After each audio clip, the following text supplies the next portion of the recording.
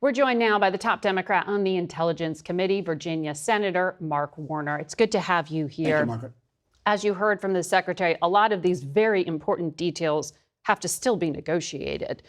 What do you think, though, of the emerging ceasefire and agreement? Because you favored diplomacy. Listen, if the president can declare victory, so be it. But you heard Pete Hegseth's pitch. Let's look at the real facts. 107 days into Donald Trump's war of choice.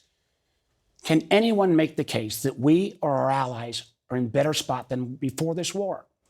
The regime's leadership is more radical than ever. The ability for us to get the enriched uranium out, I believe, will require troops on the ground, which I don't think America wants to do. The idea that we have a 60-day additional negotiation, where does that lead? We'll be here 60 days, still won't have access to it. Clearly, after Hegseth had said, we've destroyed all their capabilities. They still have plenty of missiles and thousands of drones. And the idea that the strait is suddenly going to be magically reopened, look at the gas prices. They went from $2.80 to $4.20. And I believe they'll go up more because the overall world reserves have all come down. How is that better for America or better for our allies? Well, there are a lot of details in here that, like I said, still have to be negotiated. And when we look at Congress's role in terms of peeling back some of these sanctions, this was hugely controversial during the Obama administration.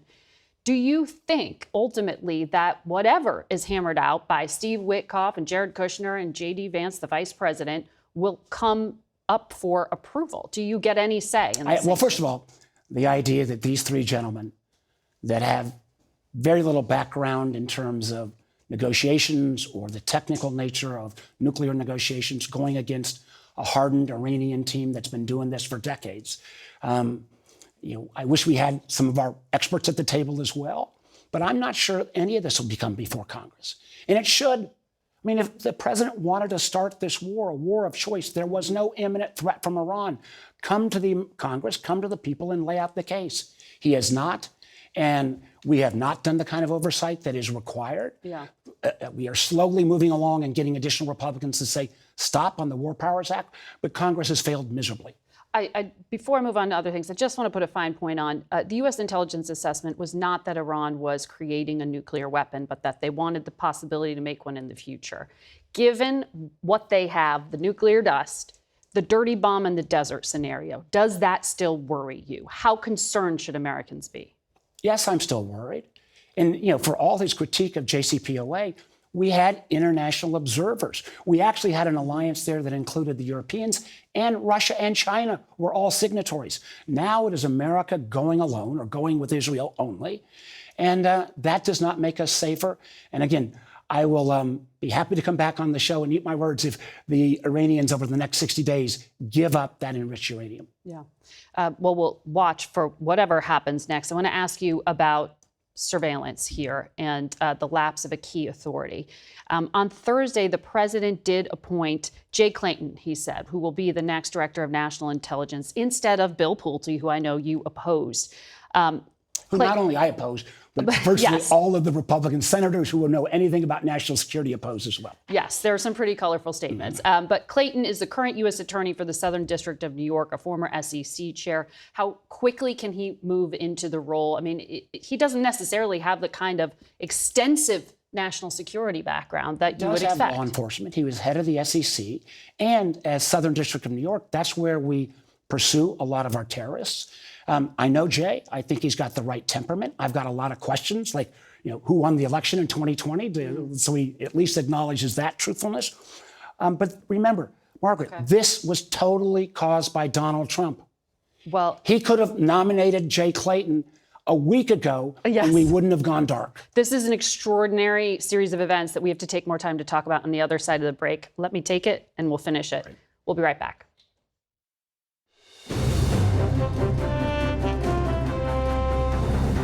Welcome back to Face the Nation. We return to our conversation now with Senator Mark Warner.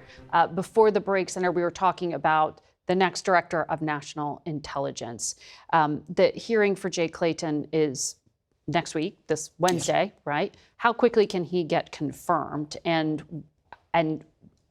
what does that do in terms of blocking Bill Pulte from ever taking the job? Well, I've got questions for Jay, like, want to make sure that he's going to maintain the integrity of our elections, not try to pull the things that Ms. Gabbard did, where she was interfering in domestic election activities with the seizure of the ballots in Fulton County. My hope is if we can get unanimous consent, we could even get him confirmed this week. I would hope that the president would then say to Tulsi Gabbard, who was going to stay till the end of the month, stay at least until Clayton is confirmed, or allow the number 2 to stay. That's a shocking statement from you, because you are a huge critic So of Tulsi Gabbard. I am a huge critic. How much damage could Bill Pulte actually do in a matter of days? Well, my fear is not so much the damage he could do on Section 702, which has a full audit trail. If he misuses that, we'll figure it out. But having him exposed, where he doesn't even have a security clearance, to all our nation's classified programs, out of ignorance, he might give away information. I've had heads of our intelligence communities say to us they're terrified of showing him information. I've had foreign governments express huge concern. The one thing we know about Bill Pulte is he will do whatever Donald Trump says. He was able to weaponize private mortgage insurance information. Giving him the keys to the 18 intelligence agencies would be a disaster and a national security threat. So I'm understanding you will withhold your vote to reauthorize FISA based on this. Listen, we have to get FISA reauthorized. We were on a glide path to getting this done. Warrantless surveillance tool this is for a tool foreigners that concerned abroad. Foreigners, listening in on foreigners, talking to foreigners abroad.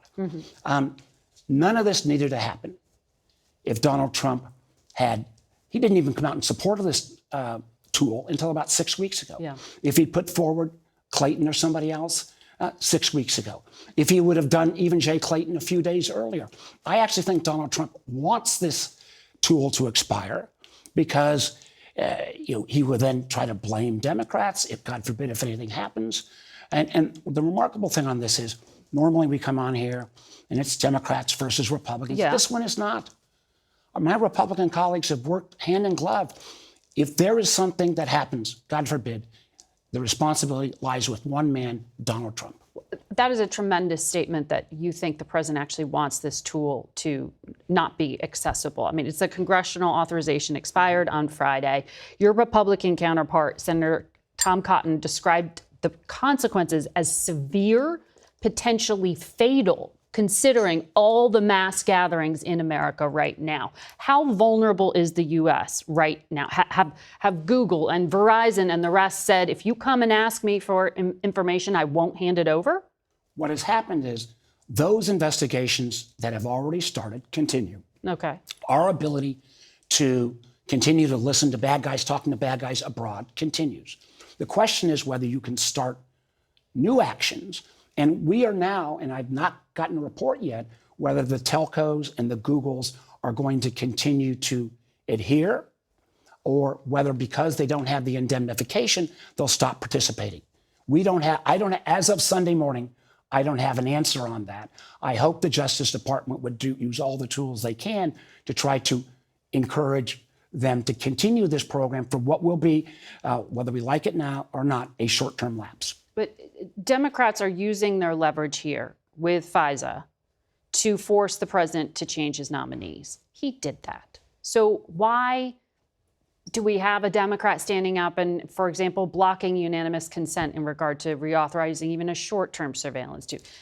This seems to be a national security risk of huge proportion. National security risk caused because Donald Trump did not put forward Clayton or anyone else that was legitimate until the clock had run out. There is no question. If you got any of my Republican colleagues here, they would agree this was a White House created problem. And finally, somebody got to Trump and say, you got to put a rational person in, not this guy who's not even got a national security clearance. We will get Clayton, I hope, confirmed as quickly as possible. We will then move very quickly to get FISA reauthorized. In the interim, I hope the telcos will continue to cooperate with the government. Senator Mark Warner, thank you for your time today. Thank you, Margaret. We'll be right back. We turn now to Arizona Democratic Senator Mark Kelly, who joins us from Phoenix. Welcome back to Face the Nation. Senator, I just want to read something that the president posted on his social media account moments ago in regard to the events today in Beirut. He said the Israeli attack on Beirut should not have happened, particularly on a special day when we are so close to a peace deal with Iran. Israel's right to defend itself, but the attack it was responding to was very small and meaningless, and all sides should stand down. That's a different response than what the Secretary of Defense shared with us. It seems like the president is worried this could disrupt the negotiation and the possibility of a deal being signed. Do you support the memorandum of understanding? Well, I haven't seen the details yet, Margaret, and I don't know if this is a special day and if we're very close to a deal. I do agree with what the president said about standing down. It's obvious that we're negotiating with the Iranians at this point. I think it's always important for folks to remember how did we get here. We're here because in 2018, Donald Trump tore up the JCPOA and got us into an unauthorized war with the Iranians. And all this has done for the American people is driven up costs, the costs of energy, so specifically gasoline, the cost of food. And this is at a time when, the American people are having a historic time just affording their lives. Well, you questioned Secretary Hegseth last month about what this war did to American military preparedness, specifically restocking munitions that are depleted by the Iran war. As I questioned him about that, he said it was a media narrative, that I was making it up, but also said his testimony before your committee was speculation. What's the reality check there? Do we have a munitions problem? Well, as Secretary Hegseth said in front of the Armed Services Committee, of which I'm a member, this will take years to rebuild these stockpiles of munitions. So, of course, we have a munitions issue. It just came from him, and I think it's widely understood that when you attack over 10,000 targets from the air with cruise missiles and ballistic missiles and bombs from airplanes, you are using a lot of munitions, and we do not have an endless supply of these things. So now we're in a posture where we've got to be incredibly careful, and this is also at a time when Ukraine continues to need some help. The president now sells munitions to the Europeans because I think, as everybody understands, this is always about the bottom line for him. But Ukraine is an ally. They've been illegally attacked by the Russians, and they still need our assistance. Well, President Zelensky was on this program and told us he's waiting on President Trump to say yes to a U.S.-Ukraine drone deal. Do you know what the holdup is? I do not at this point, and I don't think there should be a holdup. I also agree that we should consider some co-manufacturing. The Secretary of Defense, Pete Hegseth, clearly indicated that he didn't seem very interested in this. But if Ukraine is going to win, and I got to say right now it seems like the momentum is on their side, they need additional help from us. So co-production of some interceptors could be a possibility, but also help with their drone manufacturing. And this could also help us in the future. The Ukrainians are really good at this, and we have a lot we could learn from them. I want to come back to something we were discussing with Senator Warner, and that is the security risk that is resulting from having this warrantless surveillance program, Section 702, suspended right now. You, earlier this month, voted against a bipartisan bill extending surveillance authority. You said any short or long-term extension you would not be in favor of until you solve the Bill Pulte problem. Hasn't that problem been solved now that Jay Clayton is the nominee? Not completely, because when Tulsi Gabbard leaves, we're not so sure if the president is going to put Bill Pulte in as the acting DNI. But this is very easy to solve. The president could today make it very clear to the American people that Bill Pulte is going to have no role in the office of the Director of National Intelligence. When I hear that, then we have a very straightforward path to getting FISA renewed. That's the price of your vote, is that statement from the president himself? Well, I mean, I'm constantly reevaluating the situation. I value FISA, especially 702B, that allows surveillance of foreign nationals in other countries. Yes. It is incredibly important to our national security. And when it lapses, there is some risk. But I also think there is as much, if not more, risk of putting somebody, Bill Pulte specifically, who is unqualified for this job, Margaret. If you made a list of the 1 million most qualified Americans for this position, I am very confident that Bill Pulte would not be on that list. There's risk in putting him in this position. And it's pretty straightforward right now how we solve this. Well, the hearing for Jay Clayton, who would be the Senate confirmed head of national intelligence, if he gets all these votes, is this Wednesday. Are you pretty much a definite yes? I mean, given your opposition to Pulte, you need a solution. It sounds like this is not a question. Hey, I don't know Clayton. I mean, I'm reviewing his background. He's got a process to go through. We need to vet him. The statute for this job says somebody will have extensive national security or intelligence experience. No. Does he have that? I think it's pretty clear he does not. Is he better than Bill Pulte? Yes, I think a lot better. Does he meet some kind of maybe a minimum, barely minimum standard? Perhaps. So I'm looking forward to Wednesday. He's got to answer some tough questions from the committee, and I'll evaluate his background and whether or not I think he's prepared to do this job. Wow. Meanwhile, there are so many issues of serious concern on the national security front. One of them, artificial intelligence. The White House on Friday came out and seemed to really ramp up the dispute with Anthropic. The White House told them to suspend access to any foreign nationals, which led the company to suspend all customers from accessing its most advanced AI systems. Do you know if there is an emergency, and is it, as reported by Semaphore, because there was suspicion that a China-linked group had accessed it? Well, I haven't officially heard that, but Mythos and some of their other models from AI companies are incredibly capable.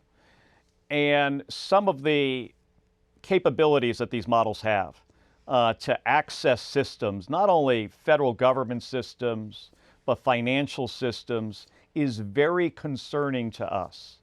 So we've got to take some time with these tools and do extensive evaluations as to what is the risk to the American people when we release these.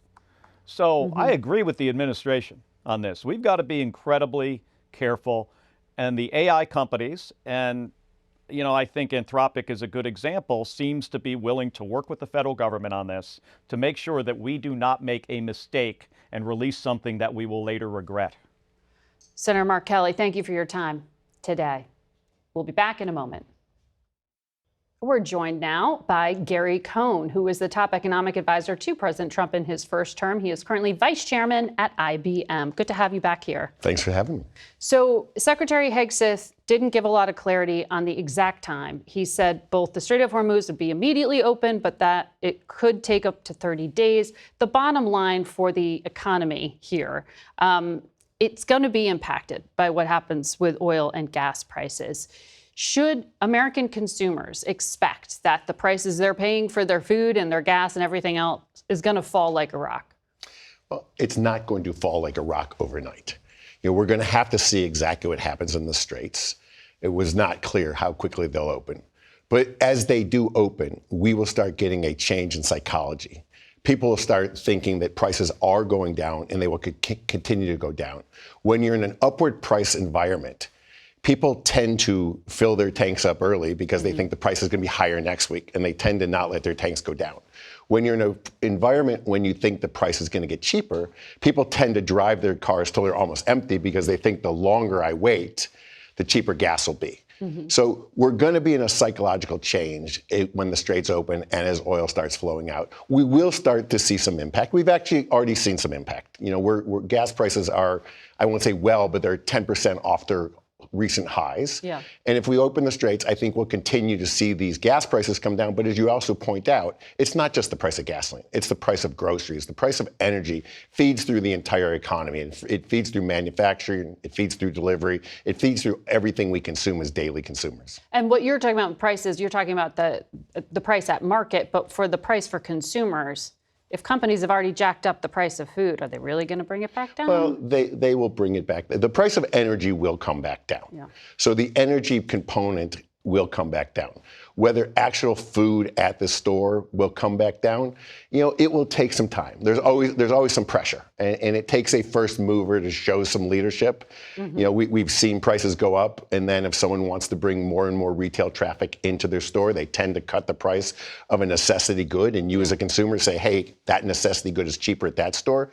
I then go into that store, and the other store needs to match their price. So the open market will drive prices down over time.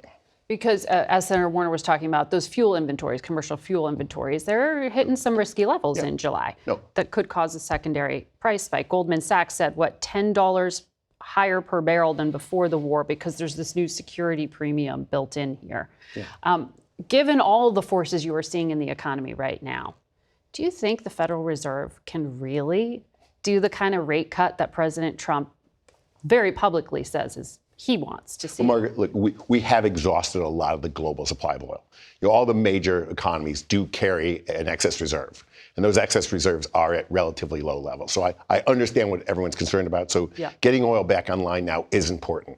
When it comes to the Federal Reserve, look, we have a new Federal Reserve chairperson, Kevin Warsh. I think Kevin is completely acknowledging where we are in the economy. He understands that we've got inflation at 3-year highs. He also understands that the job market is relatively strong. And he also understands that there's pressure on him to lower interest rates. I think Kevin will remove himself from the political pressure, and he will do the right thing economically. Kevin is, you know, this is not his first time in the Federal Reserve. He was a Fed governor before. I think Kevin will approach this as a very traditional Fed governor. He will stay heavily involved in his lane in monetary policy. I think he will stay outside of the secondary issues that the Fed has gotten in more recently. And I think he will also be in a position where he will move based on what he is actually seeing in the economy, not what he hopes he sees in the economy.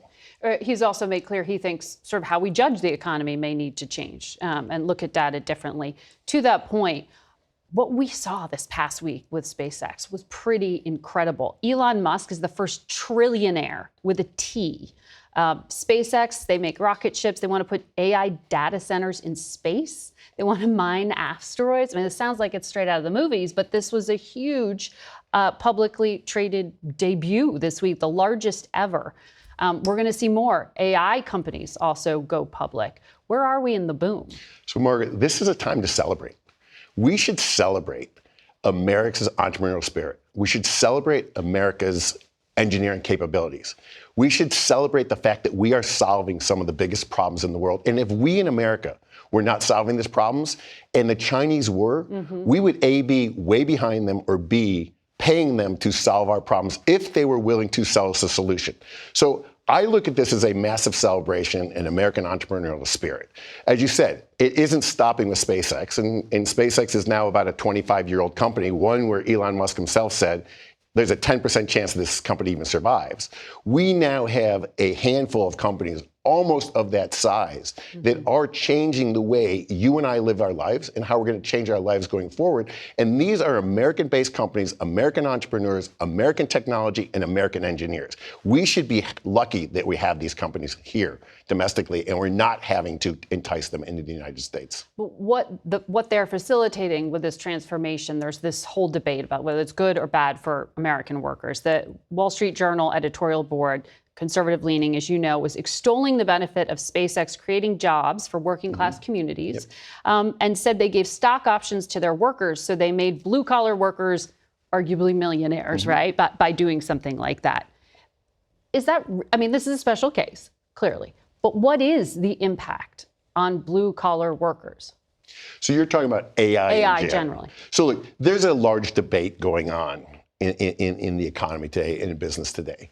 And the debate is this time different or is this time the same?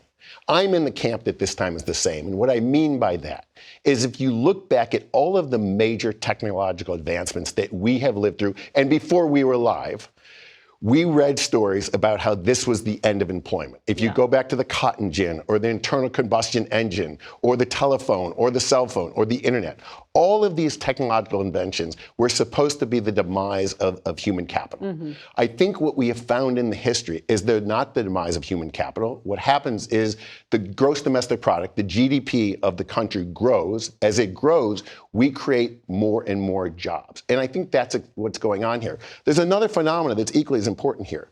The largest companies in America historically have been asset-light companies, and they've been intellectual property heavy.